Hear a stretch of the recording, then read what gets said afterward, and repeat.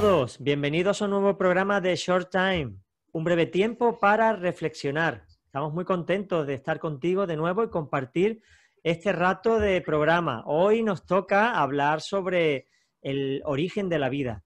Pero antes de eso te quería comentar que el programa está patrocinado por las Iglesias del Monte, que con mucho cariño desarrollan este programa, y la realización, como siempre, de Proyecto Vida. Un servidor, Juan Carlos Segovia, acompaña al Señor en este bagaje, porque yo no me atrevería a afrontar estos programas y mucho menos de biología, que es un tema del que estoy aprendiendo muchísimo. Emitimos desde el 100.2 de FM en Radio Amanecer, la sintonía que te acerca al Señor, y queremos acompañarte para que aprendas un poquito más acerca de lo que dice la ciencia sobre el origen de la vida. Y cómo no, estamos con nuestro biólogo, y digo nuestro porque ya forma parte del programa, ya no es un invitado, sino que es un asiduo, pues el biólogo Rubén Muñoz. Muy bien, mucho gusto estar aquí con vosotros otra vez. Muy bien, muy contento de compartir contigo otro nuevo programa. La verdad que cada vez que tenemos un programa es una aventura interesante, porque nos metemos, nos remangamos y nos metemos en berenjenales, ¿eh? Sí, hay muchos temas muy interesantes y cada vez que habrá un tema te da pie a hablar de muchos más, ¿no? Claro, claro, claro. De hecho, el público no lo sabe, pero hace 15 minutos estábamos los dos viendo qué preguntas y qué temas, porque empiezas a ver y empiezan a surgir cuestiones y estas te llevan a otra y al final pues se desarrolla un programa muy interesante. Queremos que tú estés informado y que este programa no satisfaga todas tus dudas, al contrario, que plantee nuevos retos y nos los comunique, porque se trata de pensar y de descubrir, ¿verdad, Rubén? Y nosotros queremos retos. Claro, claro, que esto es muy bonito y es muy inmenso y todavía no se sabe mucho. Cada vez, por eso se invierte tanto en investigación y en estudiar esto, porque es un tema muy profundo y muy difícil. Claro que sí. Y no queremos dar nada por hecho, sino que hay que rebatirlo todo, estudiarlo, explicarlo. Y si tenéis alguna duda, alguna cuestión, algún tema a tratar, no tenéis más que ponerlo en contacto conmigo y lo planteamos en futuros programas para que podamos abarcar todas las necesidades que surjan. Bueno, estamos en pleno debate de pruebas, de los escollos de la evolución que vimos en el anterior programa, ¿no? Hablamos de los fósiles, hemos hablado del carbono 14, yo qué sé, hemos hablado ya de muchas cosas. Pero para empezar el programa, que le hemos titulado Interrogantes a las pruebas evolucionistas. O sea, hay pruebas, según muchos científicos, que demuestran que la teoría de la evolución es válida. Sin embargo, nosotros en este programa queremos poner con todo nuestro respeto, ¿verdad? No queremos ofender a nadie ni menospreciar el trabajo de nadie, al contrario. No, todo lo contrario. Es un esfuerzo que se está haciendo por descubrir la verdad, pero que queremos ver interrogantes que hay a ciertos análisis o reflexiones que se hacen y se llegan a conclusiones en las que no todo el mundo está de acuerdo. Y hay un tema muy interesante, Rubén, que me gustaría que comentara, y es sobre el origen del agua. La verdad es que nunca me lo había planteado. El agua está... Sí, es verdad. Es curioso, ¿verdad? Porque es algo que como que se da por sabido, bueno, el agua está ahí. Pero ¿quién se ha pensado, oye, ¿de dónde tiene tanta agua?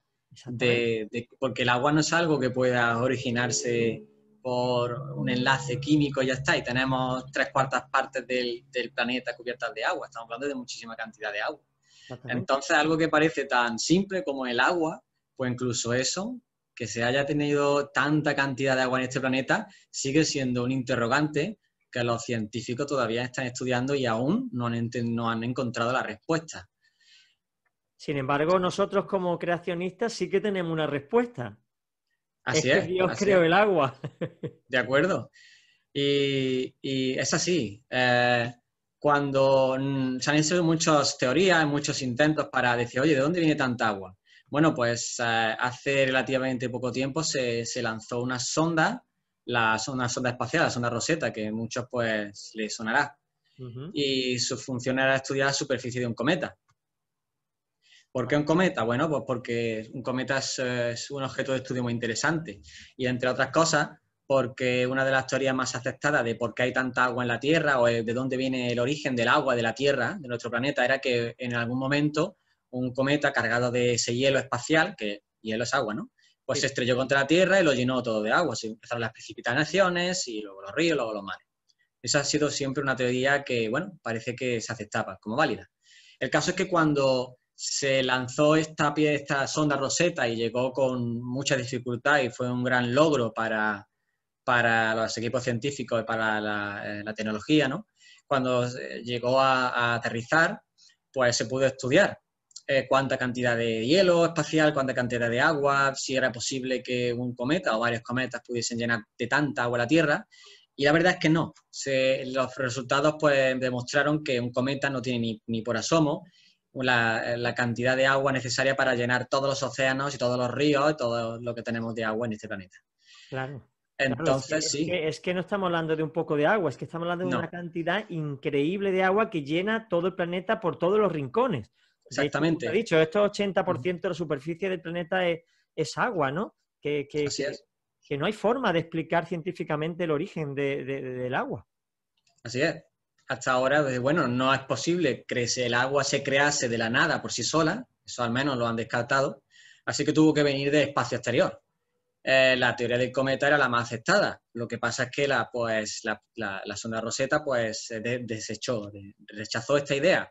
Por lo tanto, ¿qué nos queda?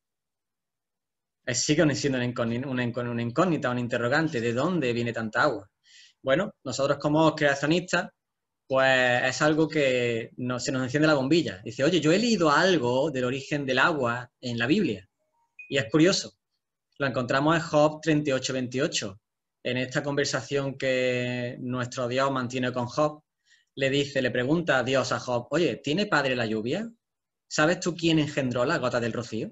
Y es curioso porque esa pregunta es como que nos las hace ahora, después de 4.000 años, nos las sigue haciendo, ¿no? Oye, habéis mandado una sonda espacial, bravo, a un cometa. Oye, no sabéis, seguís sin saber de dónde viene el agua. ¿No? Es como que la pregunta reverbera todavía. ¿De Claro. dónde viene el agua? ¿Quién engendró las gotas de rocío?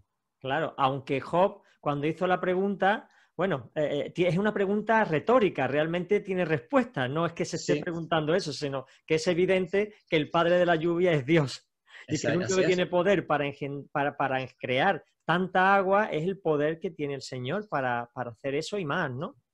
Y eso sí es plausible. Y aparte, te quería preguntar, ¿los que siguen la teoría del diseño inteligente contemplan el creacionismo desde el punto de vista de Dios o hay distintas opiniones? Yo creo que hay distintas opiniones, pero el diseño inteligente dice hay un diseñador inteligente, puesto que la vida, el código genético es tan increíble, tan grande, tan complejo, que sin duda solo una mente inteligente puede haberlo creado, ¿no? Eso es lo que más o menos defiende este diseño inteligente. Claro, lo que pasa es que el diseño inteligente pues, apunta a una inteligencia superior, que es Dios. Por lo tanto, no sé si todo el mundo lo llamará así, pero el diseño inteligente plantea que como hay una evidencia de inteligencia en la creación, esa inteligencia es el sello de un ser inteligente. Si todos lo dicen eso es que es creacionismo, no lo sé. Pero bueno, creo que sí, ¿no? Que el diseño inteligente se mete dentro del mismo cajón del creacionismo. Ajá, qué bueno, gloria a Dios, porque el diseño inteligente sí que tiene unas bases científicas comprobables y defiende, por lo menos defiende el diseño que hay en la Tierra y en lo que existe de una mente superior, que nosotros los cristianos tenemos claridad meridiana de que es Dios, el Todopoderoso que ha creado esto. Bueno, pues ¿por qué no vamos a dar un pasito más adelante y vemos, por ejemplo, algunos argumentos que da la teoría de la evolución o que daba Darwin en su día, por ejemplo, las iguanas de las Islas Galápagos, que para él eso era una evidencia de la evolución muy, muy eficaz, ¿no? ¿Qué es lo que pensáis o qué es lo que tú piensas al respecto sobre este argumento? Primero me gustaría, volviendo al diseño inteligente, porque me parece que es muy importante, es algo que, bueno, observé dando clases a una chica que estaba estudiando psicología. En sus libros, pues ponía claramente que leo textualmente, si has comprendido que es una teoría científica, podrás discutir por qué el creacionismo y su forma moderna, denominada diseño inteligente, no son teorías científicas. Eso está en un libro de una edición de hace muy poquitos años. Estamos hablando de que meten en el cajón de si crees en Dios, si crees que hay un diseño inteligente, si crees que la vida no se surgió de la nada, directamente te meten como en un cajón y dicen, tú no eres científico. Así que anulan tu argumento, anulan cualquier argumento que no sea la vida se formó por sí sola. De hecho, se basa en unas notas que escribió Darwin en un blog, en una libreta, ¿no? Y dijo, la íntima relación entre la vida y las leyes de la combinación química y la universalidad de estas apunta a que la generación espontánea no es un hecho improbable. Sin embargo, eso choca frontalmente con la evidencia que los mismos científicos aprueban y respaldan de que no hay generación espontánea. Entonces vemos una contradicción, porque es una espada de doble filo. Primero, anulan cualquier argumento que se salga de que la vida se originó de la nada, anulan cualquier argumento que sea un poquito creacionista, lo anulan, diciendo que eso no es científico, como que no, ¿no? Esa es la primera pregunta, como que no, yo estoy hablando de datos científicos. Y segundo, para que apoyar su teoría de la evolución, ya dicen que la generación espontánea no es un hecho improbable, cuando está más que demostrado que no sea improbable, es que es imposible. Es una de las cosas que primero te enseña en la carrera de biología. La generación espontánea no es posible. Se demostró que es imposible. Sin embargo, ya lo cincelan y le ponen el tono para que al final lo aceptes. Lo curioso, el nombre. Sí, lo curioso, sí, Rubén, es que esto es un libro de psicología, no de biología. Sí. O sea que sí, está poniendo ilustraciones biológicas muy partidistas en un libro de psicología, lo que de alguna manera se les ve el plumero, ¿no? Sí, desde luego este tipo de... Porque no quiero llamarlo ataque, pero bueno, lo es, ¿no? De decir, no, solo la evolución y nada más que la evolución y el hecho de que la vida se surgió por sí misma y que venimos del mono, es como una única cátedra que está en todas las disciplinas científicas y que se tiene que tomar a rajatabla y que cualquier argumento, cuestión, duda, pregunta a esta hipótesis, pues directamente ya te tildan de creacionista o de diseño inteligente y que por lo tanto no era un científico. Así de claro, eso está en un libro de psicología, de una edición muy moderna, muy reciente. Lo que estamos hablando es que te están diciendo, si no eres evolucionista, es que no eres científico. Claro, sin embargo, los científicos están ya muy divididos, ¿verdad? Porque cada vez más seguidores del diseño inteligente. Yo eso lo he leído. Desde luego. Entonces, claro, está cogiendo a una parte importante o notoria de la comunidad científica y lo está tachando de cualquier cosa, ¿no? Así es. De hecho, eso, la comunidad científica siempre ha estado dividida, pero es como que intentan decir que no, todos los científicos son evolucionistas.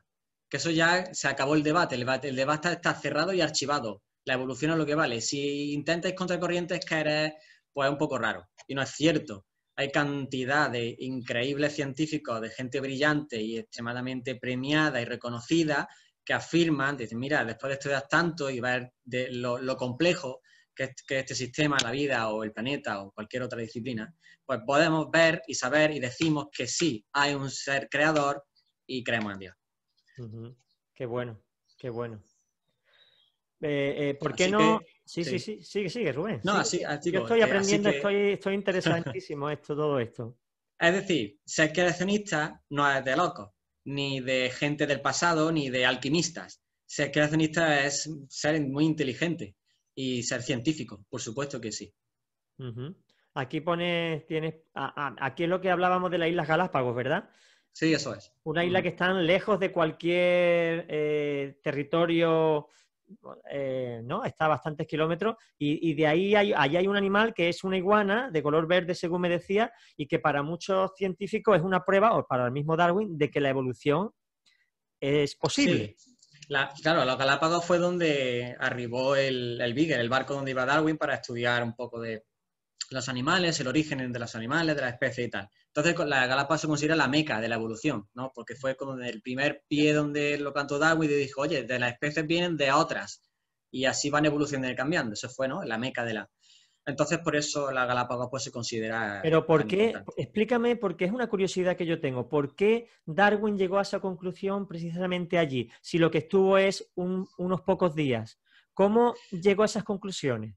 Él simplemente se pensó, bueno, aquí estoy viendo unas iguanas, son las iguanas de las Galápagos, que son negras, de una coloración muy oscura, y son las únicas iguanas del mundo que saben nadar y bucear. Entonces él se preguntó, bueno, ¿de dónde vienen estas iguanas? ¿Han estado aquí siempre? ¿O quizá otra iguana distinta de otra especie o de otro, de cualquier, ¿no? De otro Sí. tipo de características vinieron de otro lugar y con el paso del tiempo mutaron, bueno, no sabía lo que era una mutación, pero bueno, cambiaron para adaptarse y generaron esta nueva especie. Ya está, ese fue su planteamiento, ¿no? Entonces, pues se sigue estudiando y, bueno, dando como un hecho. La evolución y las iguanas de la Galápagos y los pinzones de la Galápagos lo demuestran y tal. Y es como eso, nosotros pues decimos, oye, yo tengo, ya no por ser creyente, sino yo tengo unas cuestiones que me parecen muy importantes y que hay que sacar en este tema para cuestionar esto. Y porque es lo que hacen los científicos. Tú me presentas una hipótesis y yo te presento unas preguntas, ¿no? Porque Claro. tengo dudas. Oye, la pregunta que tengo es, si estas iguanas de la Galápagos, que son de una coloración oscura, saben nadar y bucear, vienen, según la teoría de evolución, según Darwin y según lo que me enseñan en la universidad, de unas iguanas verdes que vivían en Sudamérica y que en una tormenta o algo así por el estilo cayeron al mar por los vientos, los árboles se trocharon, cayeron al mar y algunas de estas iguanas verdes pues viajaron desde el continente sudamericano hacia el oeste, donde se encuentra la isla Galápagos, como náufragos, ¿vale? Esto es lo que dice la teoría de la evolución. Después de ese trayecto, estamos hablando de quizá, no sé, semanas, meses, como náufragos, esas iguanas verdes que no han comido durante meses, no han bebido agua durante meses, llegan en un estado lamentable, ¿no? A esa isla de Galápagos. Recordemos, la isla Galápagos no es un vergel, las islas Galápagos son volcánicas, allí no hay plantas. Y las iguanas verdes solo comen plantas, solo comen hojas. Entonces, lo que plantea la teoría de evolución es que en un periodo de tiempo de días o quizás semanas, esas iguanas verdes, ¿no? Porque se estaban muriendo de hambre, se estaban muriendo de sed, necesitaban comer ya, porque estaban en un estado lamentable después de esa epopeya de viajar en el mar durante náufrago. El caso es que no encontraron comida. Para poder comer, solo podían comer las algas que se encuentran debajo del mar. Porque es una isla volcánica, no hay plantas. Entonces, lo que me dice la teoría de evolución es que en un tiempo de días o semanas evolucionaron, se adaptaron, cambiaron, mutaron. Se volvieron de verdes a negras, porque allí hace mucho frío y son animales de sangre fría. Entonces, ese color negro les permite absorber mayor radiación solar y calentarse. No solo eso, sino que en un plazo de días o semanas, no le quedaba mucho tiempo, ¿no? Porque estaban muy mal, en ese estado lamentable después de ese viaje por el mar, tuvieron que aprender a bucear, a nadar, para acceder a la única fuente de alimento, que son las algas. Así que estamos hablando ya de dos cositas. Primero, que se volvieron negras, de una tonación, un tono mucho más oscuro, aprendieron a nadar y aprendieron a bucear. Además, luego, eso no basta, porque cuando una iguana de las Islas Galápagos come algas, pues es inevitable que se traiga un poco de agua salina, ¿no? Claro. El agua salina mata, deshidrata. Entonces todas las iguanas quedarían muertas. El caso es que lo curioso es que las iguanas de la isla Galápagos tienen una glándula salina, es decir, una especie de receptáculo que va almacenando la sal y cuando se llenan la estornudan. Aquí tengo una imagen, además la han visto mucha gente en los documentales. Como la iguana parece que hace estornudo y le hacen un chorro de sal. Y es porque tienen un órgano nuevo que las iguanas verdes no tienen. Entonces lo que estamos hablando es que en un periodo muy corto, muy corto de tiempo, días o semanas, es lo que la iguana verde tenía para aprender todas estas habilidades, ganar esa tonación oscura y además ganar un nuevo órgano, como es la glándula salina, lo tuvo que hacer en muy poco tiempo para poder sobrevivir, alimentarse de esas aguas y reproducirse. Entonces, esto es algo que como científico pues planteo ese interrogante, oye, ¿por qué? ¿Cómo es posible que la evolución en este caso se haya puesto las pilas tanto, haya ido tan rápido? A mí me enseñaron, claro, a mí me enseñaron que la evolución es pequeñas mutaciones puntuales a lo largo de mucho tiempo, con mayúsculas, mucho tiempo, pero esto no casa con esa idea evolutiva, ¿de acuerdo? Claro, Es eso te un iba a decir interrogante. yo, que eso, si resulta que la evolución tiene dos premisas, el azar y el espacio, el tiempo, ¿cómo que ahora se produce una gran mutación? Porque eso no es cualquier cosa. Ese órgano que tiene estas iguanas son especiales. Esto no nace espontáneamente. Claro. Es un proceso según ellos. Entonces, esto sería realmente un contraargumento a lo que Darwin decía. Es una interrogante. Dice, oye, no me has terminado de explicar bien la evolución porque esto no encaja con la evolución. Me dices mucho tiempo, pero aquí tenemos un caso que tengo que aceptar como cierto, porque si no, soy un creacionista, uno del modelo inteligente, diseño inteligente y que no soy científico. Es así. Así es como intentan anular nuestras preguntas, nuestros interrogantes, nuestros argumentos. Claro, claro. Pero no eres el único. Hay más casos, ¿no? Sí, sí. Hemos comentado algo de un pez muy interesante, el celacanto, que, Sí. que se encontró un fósil, o aparentemente en un fósil, y resulta que no era tal. Explícanos un poquito, porque eso es otro argumento que tienen los evolucionistas para defender su posición. Exactamente. Sí, el celacanto se encontró un fósil de un pez supuestamente primitivo, que se le hizo las pruebas de datación para comprobar la edad que tenía y salió que ese fósil pues, que tenía supuestamente millones de años. Ujú. Hasta ahora, lo normal del relato evolutivo. Lo que ocurrió es que recientemente se encontró un espécimen de celacanto vivo. Ajá. Creo que fue en Sudáfrica. Un grupo de submarinistas iban haciendo submarinismo y se encontraron con este pez en mitad del mar. Cuando lo vieron, lo reconocieron. Digo, esto es el celacanto que hemos estudiado como extinto desde hace millones de años. Cuando comparamos el fósil de celacanto, podemos contar el número de aletas, esa forma tan peculiar que se considera primitiva, esa boca, todos sus rasgos, con el espécimen que tenemos en nuestros días, vemos que no ha cambiado en absoluto. Ni en una aleta ni en una escama. Eso sigue planteando otra incógnita para la evolución. Yo, mire usted me dice que las iguanas verdes pasan a iguanas de las Galápagos en cuestión de días o semanas, sin problema. Ganan esa tonación, ese tono oscuro, esa habilidad para nadar y bucear y ese nuevo órgano que es la glándula salina. Y no hay ningún problema. Eso porque la evolución es así. Se adaptan las especies, los estímulos para sobrevivir, generan estas mutaciones al azar y obtienes la combinación ganadora y tienes una nueva especie que sobrevive. Y sin embargo, con especies que supuestamente llevan millones de años nadando por el mar, como este celacanto, pues vemos que no ha cambiado en absoluto. Ni un ápice. Tampoco me encaja. Ese es otro interrogante que con toda la buena intención del mundo, pues se le puede presentar como a cualquier científico evolucionista, ¿no? Dice, Claro. oye, especies que se ponen las pilas. En cuestión de días o semanas evolucionan de una forma drástica, dramática, radical. Y otras que durante supuestamente millones de años no han variado ni un ápice. Hay Claro. mucho más casos. Tenemos el caso del Nautilus. Ujú. Este es un molusco. Lo mismo, se encontraron fósiles de él, de este Nautilus, se consideraba muy antiguo porque los fósiles datan de no sé cuántos millones de años, muchos millones de años, pues se considera que es muy primitivo. Y bueno, los Nautilus son especies marinas que todavía existen. Y cuando comparas esos fósiles, que supuestamente tienen millones de años, con el espécimen actual, no ha cambiado en lo más mínimo, pero en lo más mínimo. Están iguales. Entonces, exactamente.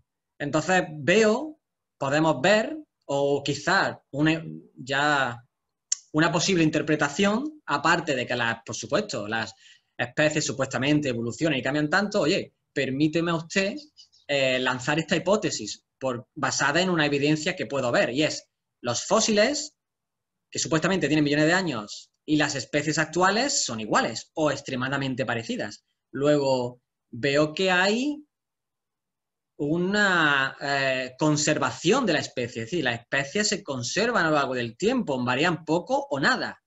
Eso es algo que puedo observar en los fósiles. De hecho, por eso quizás todavía hasta la fecha no se han encontrado ningún fósil que muestre un cambio de género, un cambio de especie, un eslabón perdido. Es decir, hablando de una forma así grosa y pero que sea muy notoria, una rana con pelo. ¿Me entiendes? Un fósil que me dice, vale, es un anfibio y presenta características de mamífero o de reptil. Un fósil que demuestre un cambio de género. Jamás se ha encontrado. ¿Es eso el eslabón perdido? Jamás se han encontrado. Todo lo contrario.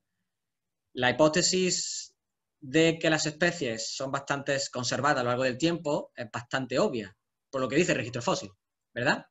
Sí, sí. Al menos como hipótesis alternativa basada en evidencia científica a la evolución.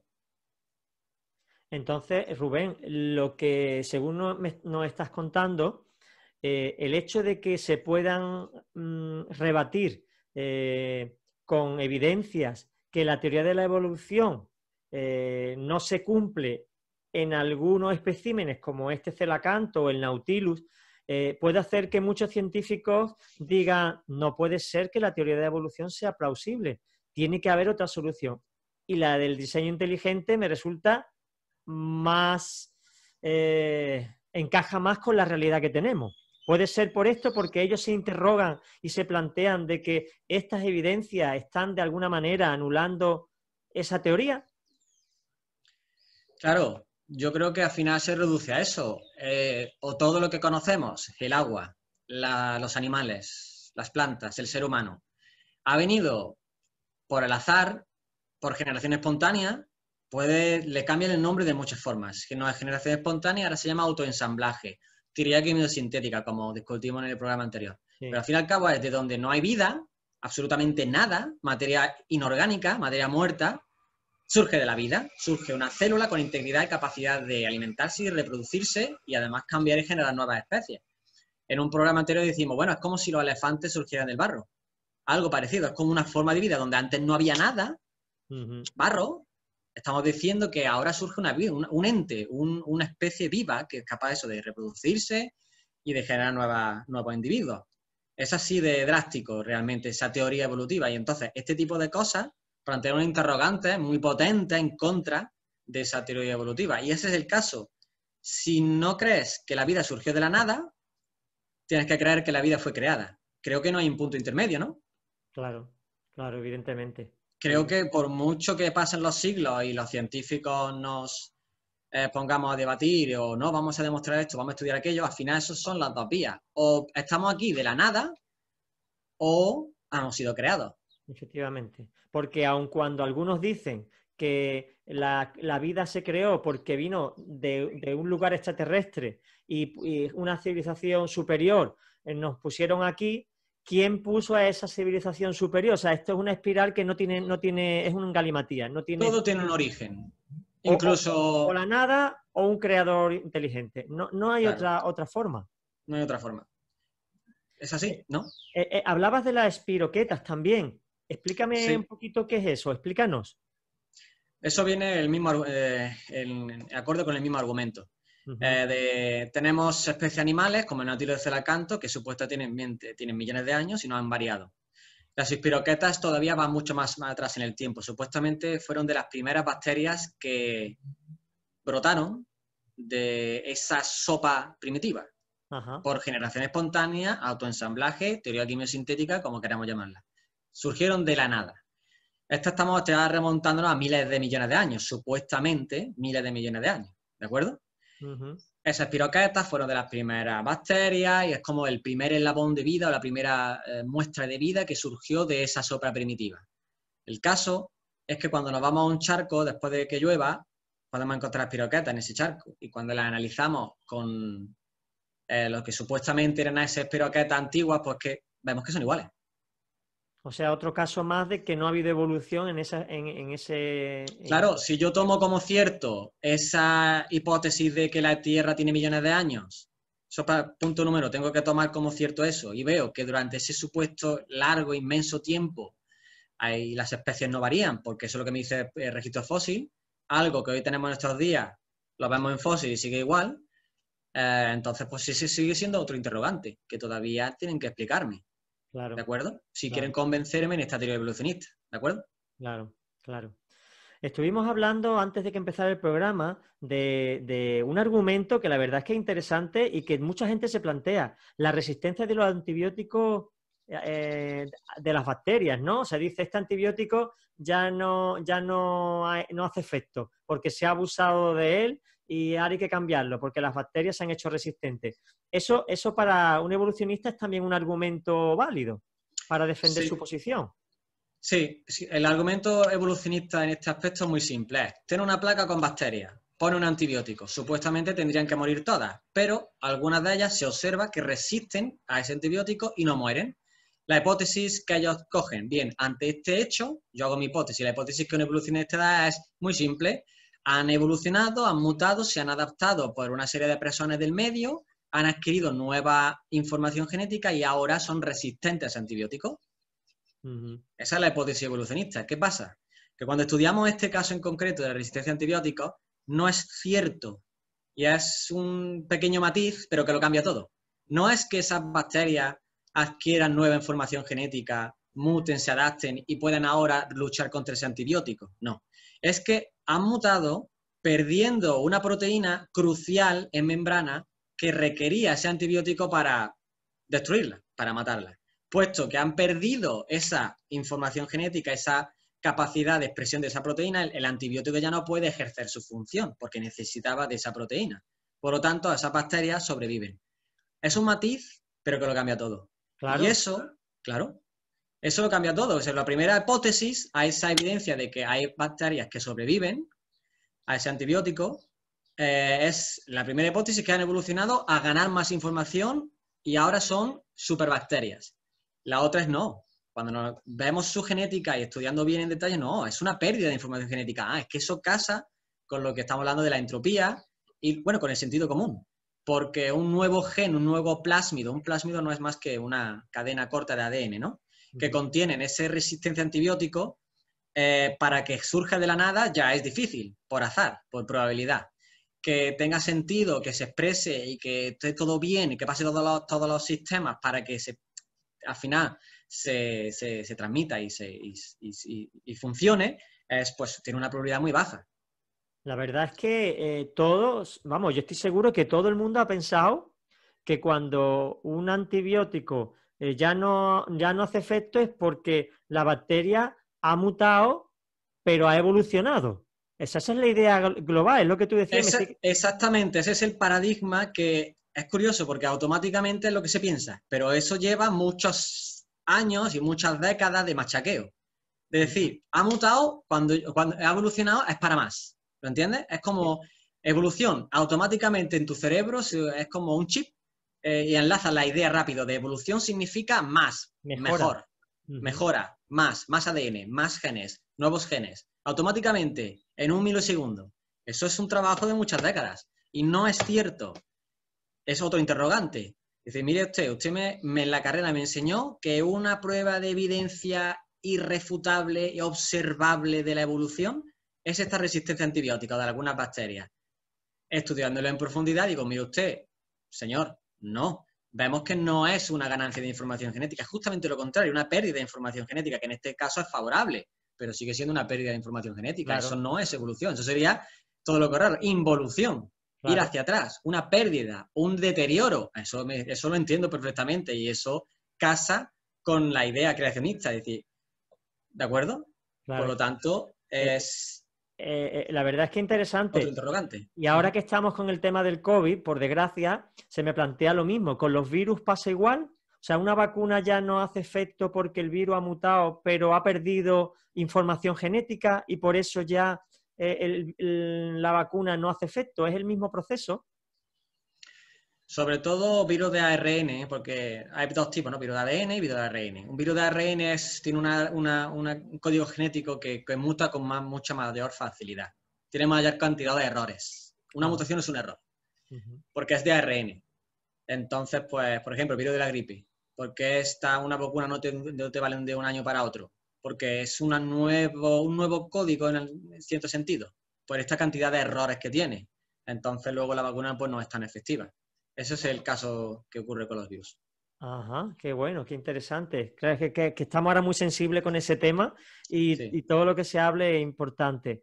Vale, entonces hablábamos también del potencial mutágeno que tiene una sustancia. Un poco lo que ha hecho. Cada sustancia tiene un potencial y según los evolucionistas, ese potencial mutágeno hace que las sustancias cambien a mejor siempre, pero tú estás diciendo que cuando hay una mutación es precisamente una involución, es una pérdida de información, con lo cual es una degeneración de ese ser que lo que va es a menos, aunque como tú dices, en este caso le beneficia porque no es destruido por un antibiótico.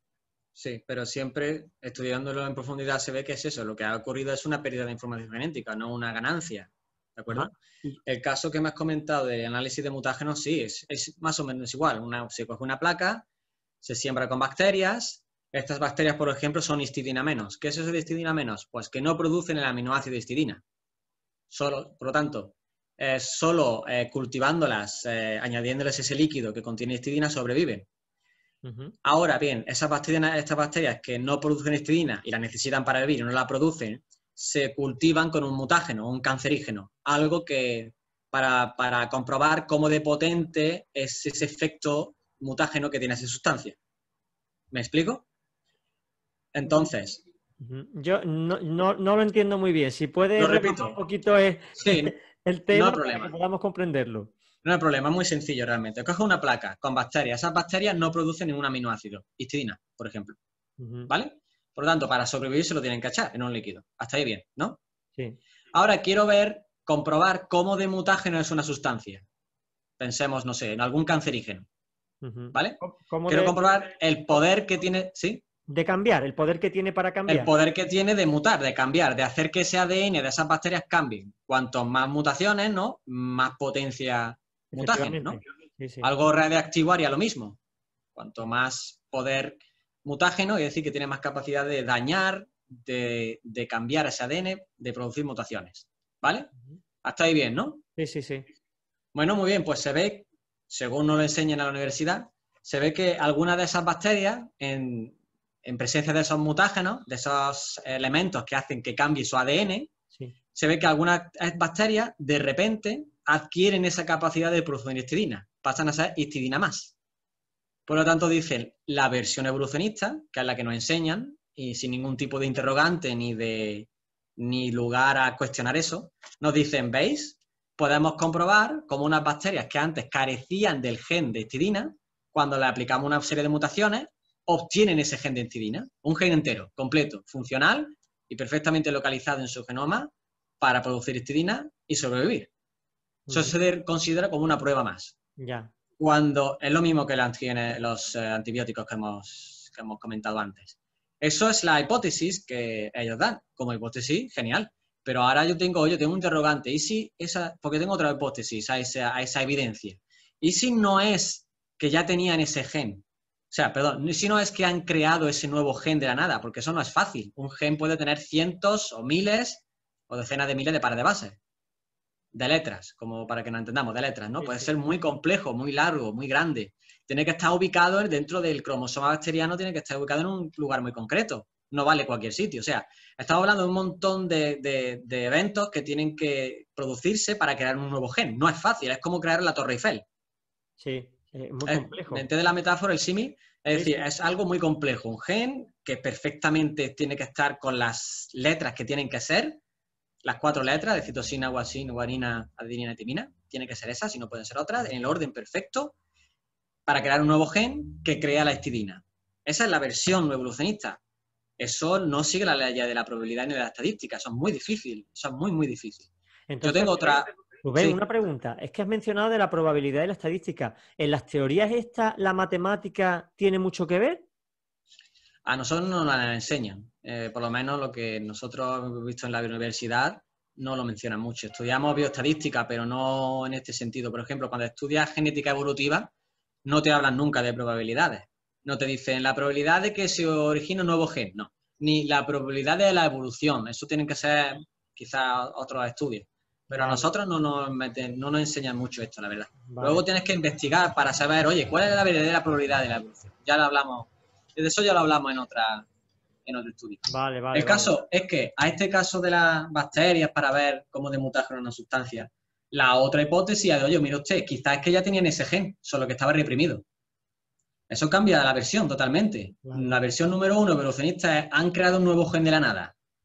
Pero hay otra hipótesis, no, quizás ese gen ya lo tenían, lo que pasa es que estaba reprimido y no producía histidina. Y la mutación lo que ha hecho es desreprimir ese gen que ya existía. Ah, eso es muy distinto. ¿De acuerdo?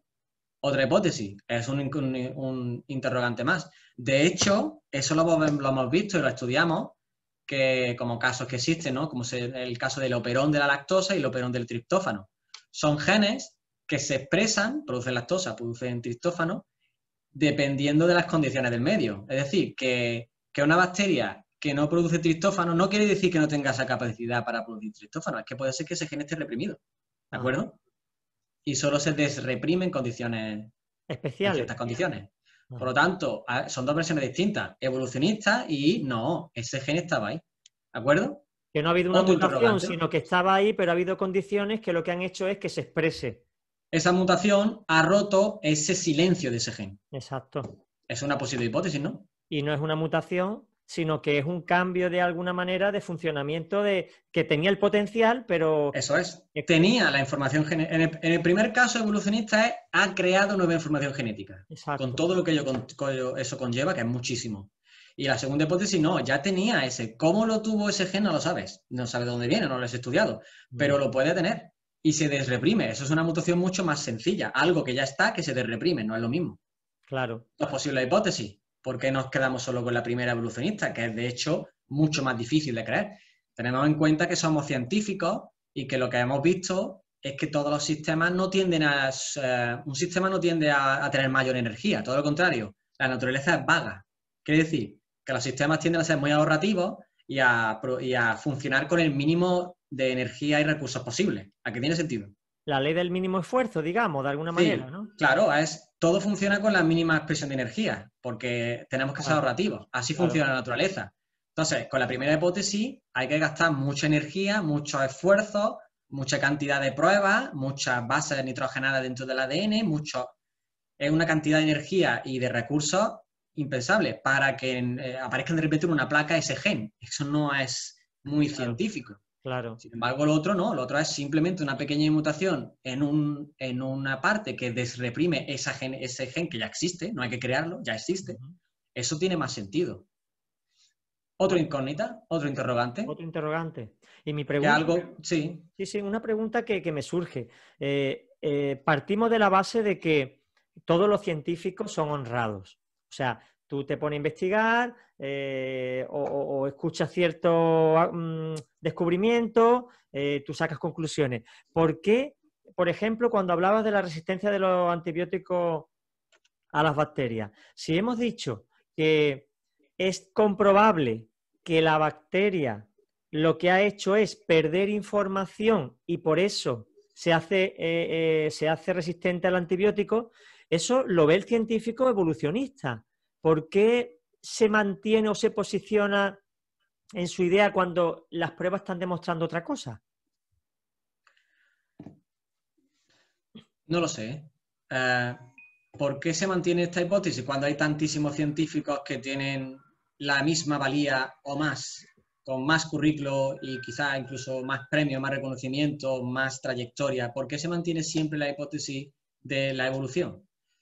Debe haber algún motivo, pero es que nos tachan de que no somos científicos. Si no seguimos la corriente evolucionista directamente, ahí está, en el libro de psicología lo hemos visto. Sí. A estudiantes de psicología le dicen, si tú crees en creacionismo o diseño inteligente, eso no es ser científico. Así de claro. Se anula todo cualquier argumento. Entonces, ¿que por qué eso es así? Bueno, cada uno que dé su opinión. Tú hablabas antes de que muchas veces partimos de una información defectuosa ya. Entonces, claro, si tú partes de una base defectuosa, lo que vas construyendo ahí también está defectuoso. También puede ser un motivo por el que uno acabe creyendo erróneamente ciertas teorías, porque te han enseñado algo y tú lo das por válido sin comprobación ninguna, ¿no? Eso puede ser también un motivo.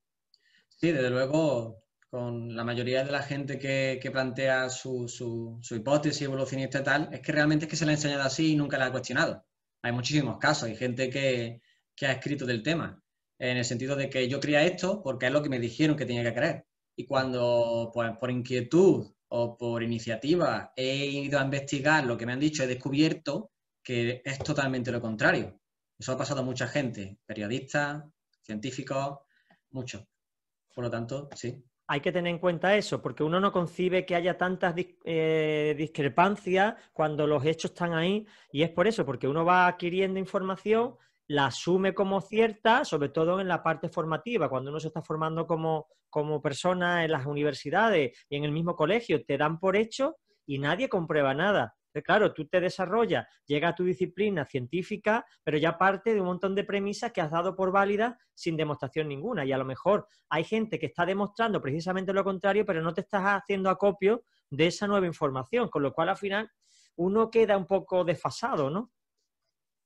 Sí, claro que sí. Esto, desde luego, siempre que te dan una teoría o algo que se da como cierto, lo suyo es cuestionarlo, por lo menos Claro, informarse, ¿no? Ver toda porque muchas veces dirá, oye, que esto no tiene mucho sentido, oye, que hay otra hipótesis, oye, que es tan claro, válida como la otra, por lo menos. claro, claro. Explícanos esto de dibujo, que antes lo hablaste y me pareció interesantísimo. Sí, esto es algo que hablamos cuando hablamos del origen de la Tierra y de las edades de la Tierra, de la hipótesis de o millones de años o miles de años. Ujú. Nuestro punto de vista, como creemos en la palabra, sabemos que la Tierra no tiene millones de años, tiene miles de años. Esto, por supuesto, es totalmente contrario a la vertiente mayoritaria de la comunidad científica. El caso es que hace un tiempo se descubrió una pintura rupestre, no es la única, ha habido más, en Yamón, Perú, en una parte del Amazonas, en donde se ven una serie de cazadores de estas pinturas rupestres que todos tenemos en la mente, como las de Altamira, algo parecido, Sí.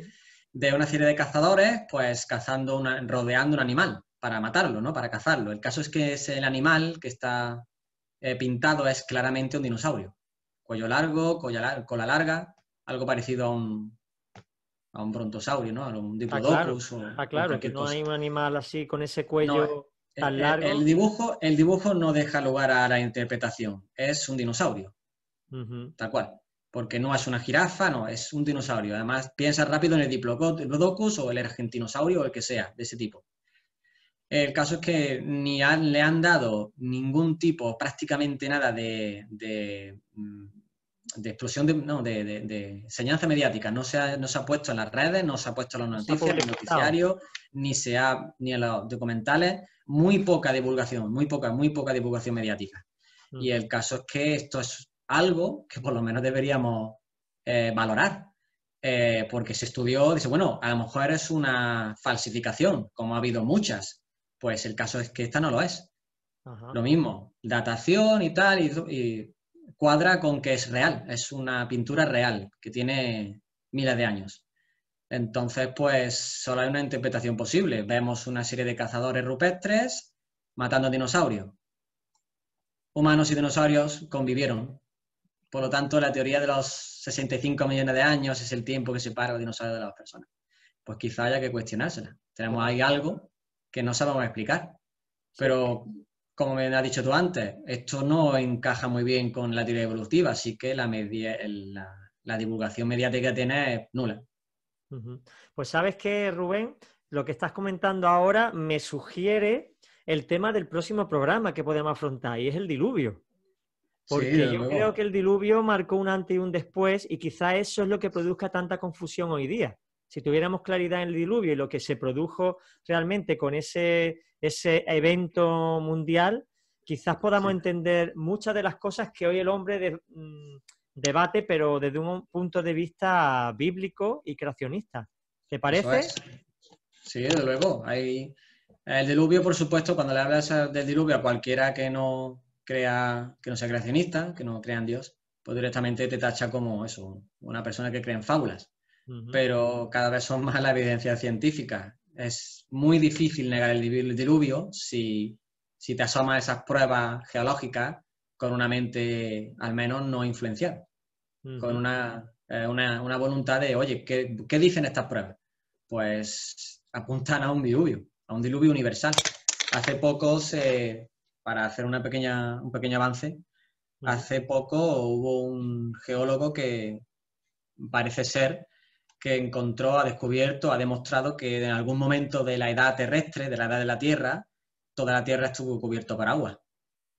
Lo vio en unas rocas que tienen una concentración de oxígeno, que eso se queda ahí grabado, ¿no? Se puede estudiar y se ve que esa concentración de oxígeno es la que se tiene cuando el agua, la roca está sumergida. Y Ujú. puesto que es algo que lo ha encontrado en todo el globo, pues dice, oye, no solo eso, es solo una pequeña prueba, hay muchas más, de que la Tierra en algún momento estuvo cubierta de agua en toda su totalidad. Interesante. Esas pruebas no se pueden obviar o no se deberían obviar, ¿verdad? Claro, claro. Y que tiene mucho que ver porque, claro, si estamos hablando del carbono 14, de pruebas que hablan de la radiación, el hecho de que toda la Tierra haya estado rodeada de agua cambian los parámetros, cambia la forma de, el estado de las cosas, ¿no? Pero no vamos a desvelar más porque si no reventamos el programa del próximo programa, Rubén. Tenemos que mantenernos y dejar esto. Pues el tiempo se está acabando y creo que estamos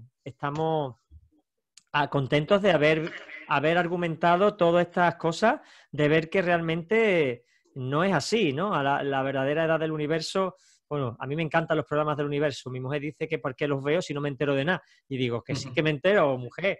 Y es muy, muy, muy interesante el estudio del universo. Mira, ¿esto qué son, Rubén? Los distintos Sí, edades geológicas. sí, esto es una imagen representativa de las supuestas edades geológicas, ¿no? Ordenadas desde la más antigua a más moderna. Y esto es lo que estuvimos debatiendo en el anterior. Nunca se ha encontrado en ninguna parte del mundo un estrato geológico tan perfecto. Nunca. O sea que esta representación que vamos a ver en el libro realmente no es verdad, porque nunca se ha encontrado. Ajá. Y esta es una imagen de un fósil poliestrático. Lo que vemos es que este fósil atraviesa todas las capas, muchas capas. Por lo tanto, es como si un fósil bueno, en este caso de este árbol, pues se atravesase desde, no sé, desde el Devónico hasta el Cretácico. Claro. Entonces, en la forma evolutiva, desde el punto de vista geológico de la que Tierra tiene millones de años, de interpretar esto es que las raíces tienen unos 416 millones de años, que el tronco tiene unos 299 millones de años y que la copa tiene 145 millones de años. Entonces no puede ser. Claro. Los fósiles poliestráticos son una prueba más que están ahí y tampoco ni se estudian ni se debaten mucho, ¿no? Por lo menos a mí no me lo enseñaron en la carrera, eso lo tuve yo que investigar luego. Entonces estos fósiles que ocupan tantos estratos a la vez, pues no puede ser, no encaja con una Tierra de millones de años, encaja con una Tierra que tiene cierta edad y que en algún momento algo ocurrió que desmoronó bosques, lo mezcló todo, se ven bosques, cementerios de animales arrasados por una fuerza muy potente y que fueron incrustados a lo largo de muchísimas capas. Por lo tanto, de nuevo volvemos a pensar en un diluvio. Qué bueno, qué bueno. Bueno, no vamos a desvelar nada más, Rubén, que si no nos quedamos sin programa, ¿no? Sí, es verdad. Vamos a dejarlo ya. Si quieres, deja de compartir la pantalla para poder despedirnos. Sí. Y bueno, deciros que he disfrutado muchísimo en el día de hoy con Rubén. Estamos contentos porque hemos aprendido, a mí sobre todo lo que más me ha ayudado es lo de la resistencia de las bacterias a los antibióticos, que era una duda que yo tenía y que siempre se dice ha mutado, ha cambiado y ha mejorado, ha evolucionado, pero realmente es una involución, es una pérdida de información y en ese caso, curiosamente, favorece a la bacteria que se libra del ataque del antibiótico, que tienen que hacer otros nuevos para que sea más eficaz. Pues Rubén, muchas gracias, hermano, por compartirnos. Nos despedimos de nuestro biólogo y a todos, pues os damos las gracias por prestar atención. Esperamos que el programa os haya gustado. Es verdad que nuestro biólogo a veces nos habla de una manera un poco técnica. Él se esfuerza por bajar el nivel, pero no os preocupéis que yo tampoco me entere y por eso lo pregunto, para que nos enteremos todos y podamos aclararnos, y creo que estamos aprendiendo. Es verdad que algunos puntos técnicos pues quizás no los comprendamos, pero creo que la base, la esencia de lo que Rubén nos está diciendo lo comprendemos perfectamente y de nuevo denunciamos, o mejor dicho, hablamos de que hay interrogantes a las pruebas que los evolucionistas dan acerca de la teoría de la evolución. Pues muchas gracias, Rubén. Nos vemos en el próximo programa y a todos nos despedimos de este programa hasta la semana que viene, que estaremos de nuevo con vosotros compartiendo esta aventura que supone siempre un nuevo reto de Short Time, un breve tiempo para reflexionar. Que el Señor os bendiga y hasta pronto.